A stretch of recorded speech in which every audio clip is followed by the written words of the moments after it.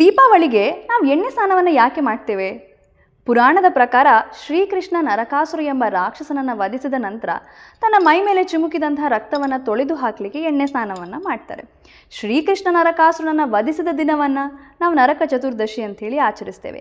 ಇಲ್ಲಿ ನರಕ ಅಂತ ಹೇಳಿದರೆ ನರಕಾಸುರ ಎಂಬ ರಾಕ್ಷಸ, ಚತುರ್ದಶಿ ಅಂತ ಹೇಳಿದರೆ 14ನೇ ದಿನ. ಹೇಗೆ ಎಣ್ಣೆ ಸ್ನಾನ ಮಾಡೋದ್ರಿಂದ ನಮ್ಮ ಮೈಯ ಮೇಲಿರುವಂಥ ಕೊಳೆ ತೊಳೆದು ಹೋಗ್ತದೋ ಅದೇ ರೀತಿ ನಮ್ಮ ಮನಸ್ಸಿನ ಕೊಳೆ ಆದಂಥ ಕೆಟ್ಟ ಆಲೋಚನೆ, ಕೆಟ್ಟ ಗುಣಗಳನ್ನು ತೊಳೆದು ಹಾಕಬೇಕು ಎಂಬುದಿದ್ರ ಕೂಡ ಅರ್ಥ.